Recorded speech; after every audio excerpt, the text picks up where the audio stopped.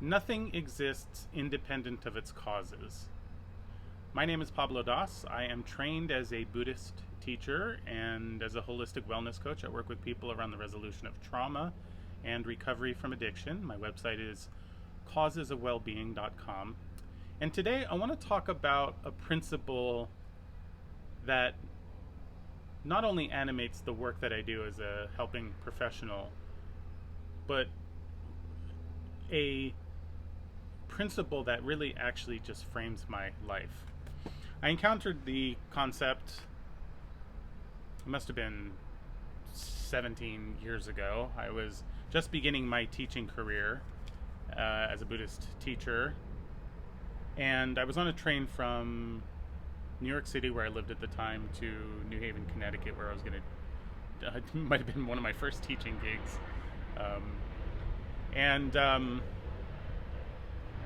I was listening to a talk by a Buddhist teacher on, my iPod or whatever I had at the time.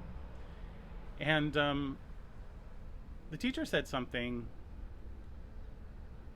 that I've never forgotten, and which I've taken into very kind of I placed in the file very deep core principles that that inform my understanding of life and the world.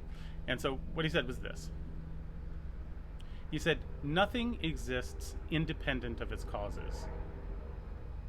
You can say that another way. You can say anything that we can perceive, anything that's available to awareness in the physical world, the emotional world, the psychological realities, anything that exists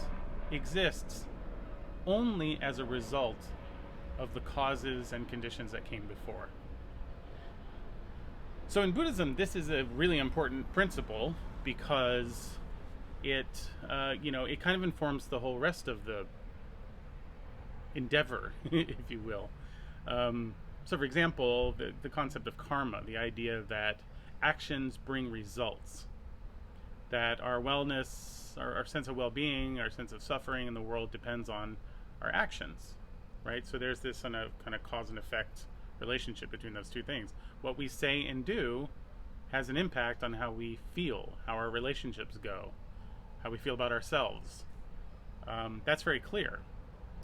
If you think about the core concept in Buddhism, if you know anything about Buddhism, there's this idea of the Four Noble Truths, which is really one of the first concepts that you will encounter if you kind of get into a formal study of Buddhism.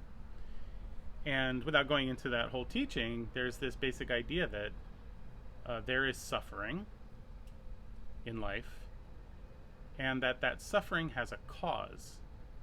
So again, we have this kind of cause and effect relationship. Suffering, and that's important because if we can identify the causes and remove them, then we suffer less, right? So that's how that's a core concept. Same thing with the idea of karma.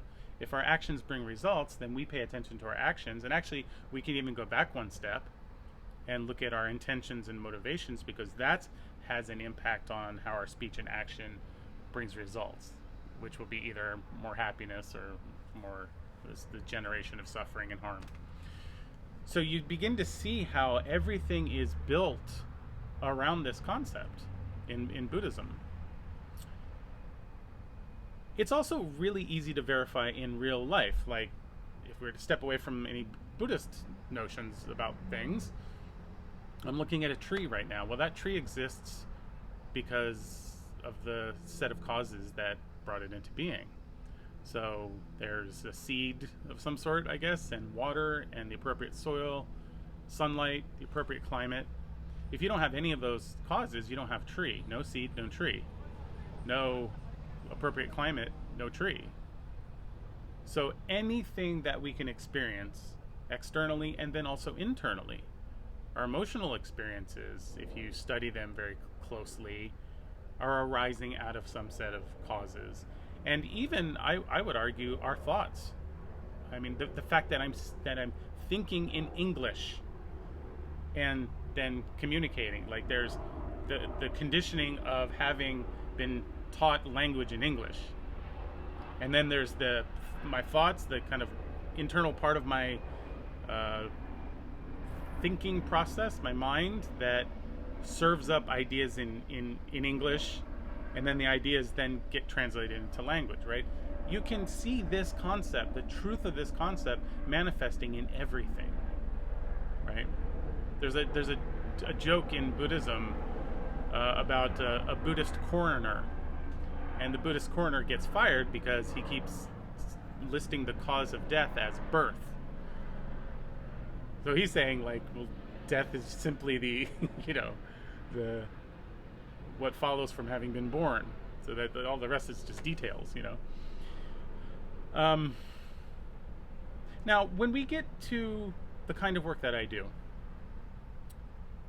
the way that this has animated the work that I do around wellness in particular, and why I call my business The Causes of Wellbeing, why I call the podcast and the YouTube channel that I have, my website, all are called The Causes of Wellbeing, which is a riff on this core concept. So here's the thing. To be well, and also to be, I guess, a successful helping professional in the wellness space, is to identify the causes of a higher level of well-being in the world, in a human body, in a human mind, in a human psyche. And if you sit and study that, as I have for many years now, you can isolate pretty core concepts. And so here are some of the concepts that I'm paying attention to when I'm working with people.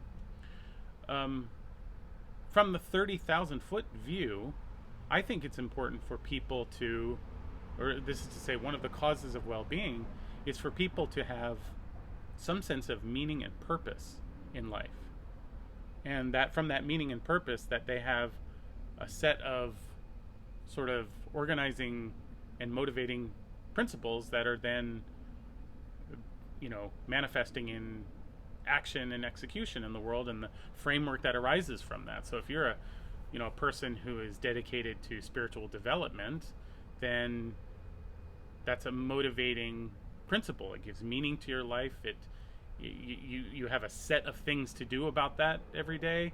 You have places to go to do that. You have people to be around and people to learn from, wisdom holders, to inform how that goes for you.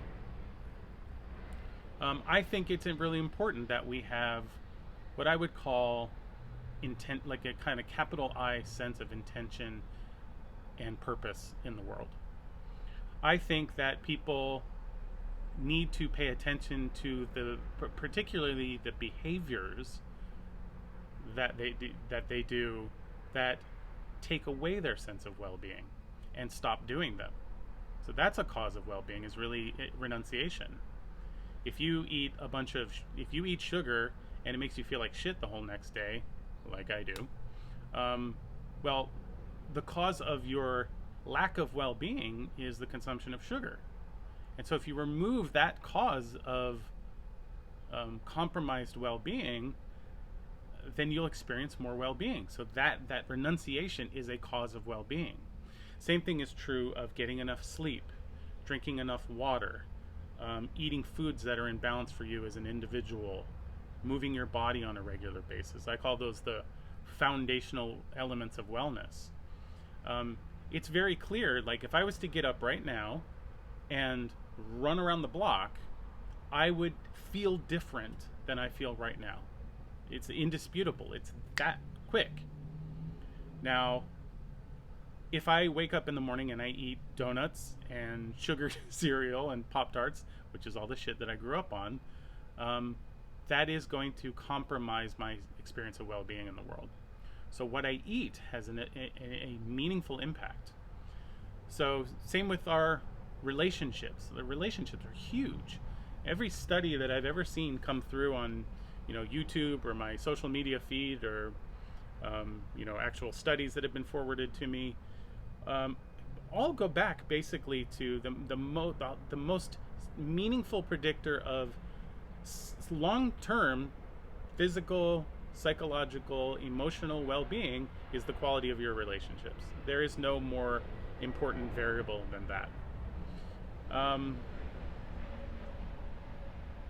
Healing work, maybe, and I could kind of, for people who have addiction issues, recovery work, healing and recovery work are about addressing the barriers to well-being.